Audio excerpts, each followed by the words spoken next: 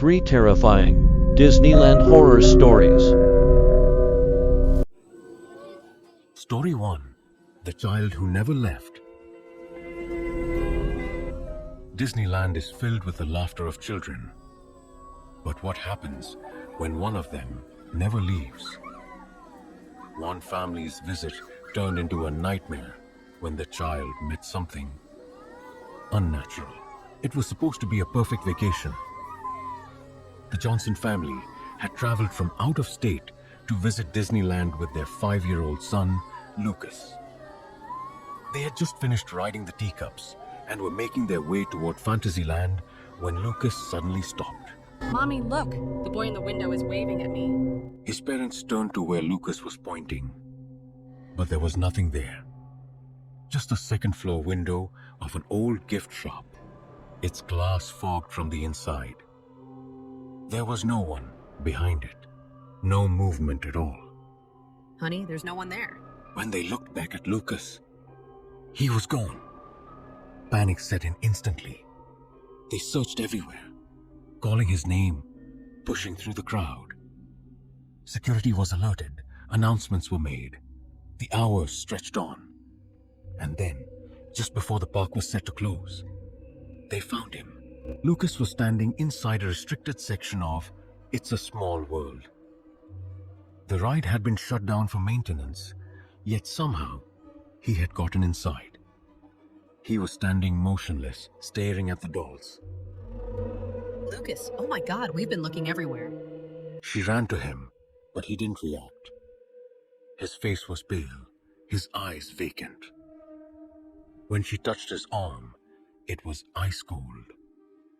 And then, in a voice that didn't sound like his own, he whispered, He said I could stay forever. Who said that, buddy? Lucas blinked as if waking from a trance, and suddenly screamed. His shriek echoed through the empty ride, sending shivers through his parents. He clawed at his arms, crying, shaking violently. The ride operator swore the doors had been locked. No one knew how Lucas got in. His parents took him back to the hotel, trying to calm him down. But Lucas was never the same after that night. Back home, Lucas barely spoke. He didn't recognize his own toys. He flinched at his parents' touch. And sometimes, in the dead of night, he'd sit up in bed, staring at the window. Lucas, what are you looking at? He's still waving at me. His mother's blood ran cold. Slowly, she turned her head toward the window. She didn't see anything outside, but on the window pane, small handprints had appeared. They were too small to be Lucas's, and they were on the inside. One night, Lucas's father woke up to the sound of laughter. High-pitched, joyful, but unnatural. He rushed to his son's room and found him standing in the middle of the floor. Staring, the lights flickered.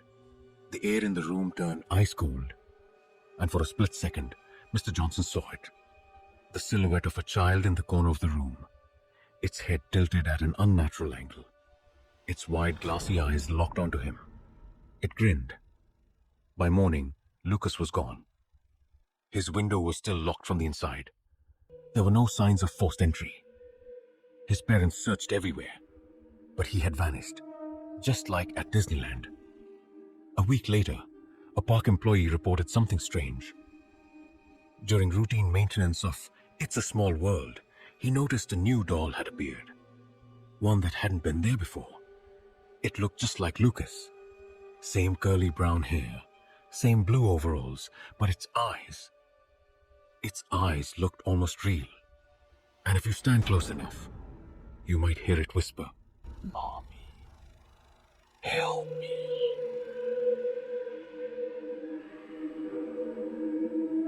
Story 2. The Abandoned Ride. Ryan and his friends, Alex and Jessica, had a YouTube channel dedicated to urban exploration.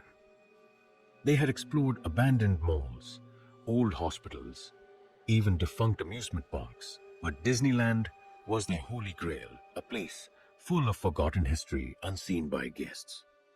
So when Alex discovered an old maintenance tunnel beneath the park, leading to a supposedly demolished ride, They knew they had to go in. The tunnel smelled of mildew and dust, as if it hadn't been disturbed in decades. At the end, they found a rusted door. Beyond it was something they never expected. The ride was still there. The walls were peeling, and the animatronics stood frozen in place, covered in cobwebs. The ride's name was mostly scraped off the old marquee, but the remaining letters spelled WONDERLAND,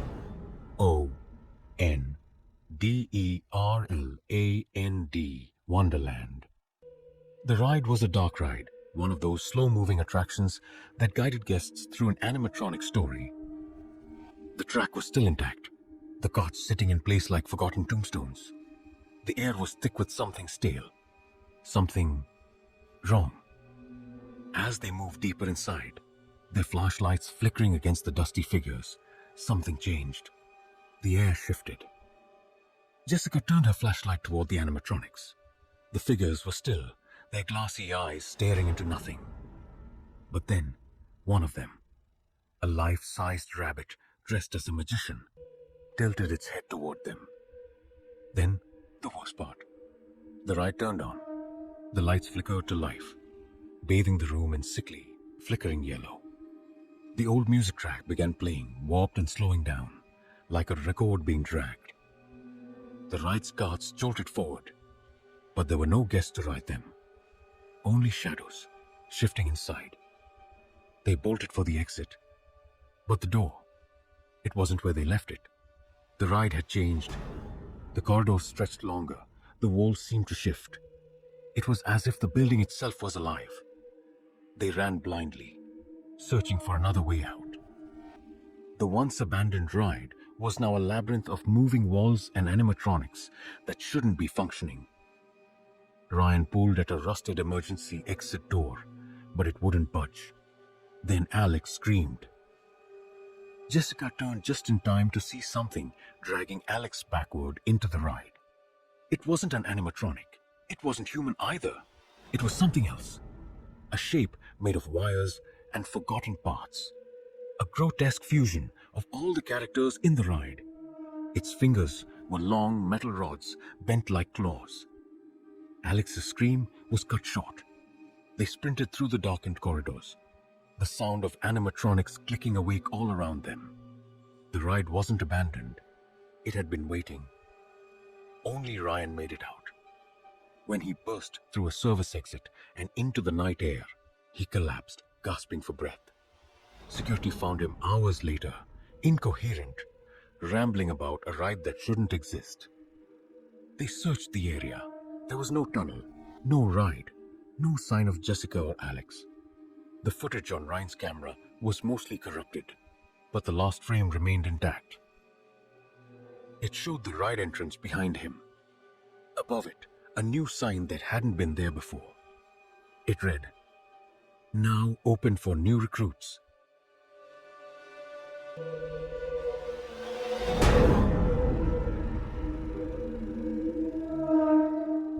Ethan had been working at Disneyland for 5 years as a maintenance worker. He knew the park inside and out, or at least he thought he did. One night, while doing a routine check on the underground tunnels, he discovered something that wasn't on the blueprints. A door, rusted and locked from the outside. Behind it was a hallway, stretching deeper into the park's foundation. Dust coated the floor, and the air was thick with something foul. It smelled of decay and stagnant water, as if the space hadn't been touched in decades. But what made Ethan hesitate wasn't the smell. It was the distant sound of shuffling feet. Someone was down there. Ethan hesitated, his flashlight beam cutting through the thick darkness.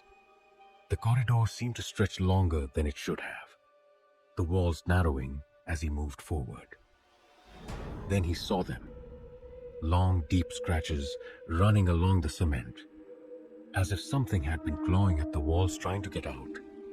A shape emerged from the darkness, a figure in an old Disneyland janitor's uniform, the fabric rotting, the name tag too faded to read.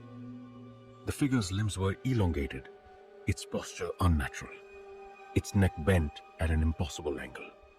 It cocked its head, its hollow eyes locked onto Ethan. Ethan barely had time to react. He turned and ran, his heart pounding. The tunnel twisted, stretched. It no longer matched the blueprints he had memorized. It felt like the walls were shifting, leading him deeper instead of toward the exit. He could hear it behind him, its breaths wet and unnatural. Then he saw it. Another door. This one old, splintering at the edges. He threw himself against it, shoving it open, falling into an old storage room. The door slammed shut behind him. Ethan held his breath, listening as the thing outside let out a deep, guttural growl. Then it laughed, a horrible, choked sound that didn't belong to anything human. And just like that, the scratching stopped. The next morning, Ethan reported the incident to his supervisor. Security investigated, but the tunnel he had entered didn't exist. There was no extra door, no scratches on the walls. But when Ethan checked his uniform, there was something in his pocket. A rusted Disneyland janitor's name tag. The name scratched out. Ethan quit that same day. But sometimes, late at night, workers still hear something shuffling in the tunnels. And if you listen closely, just beneath the sound of the park's music, you might hear the laughter.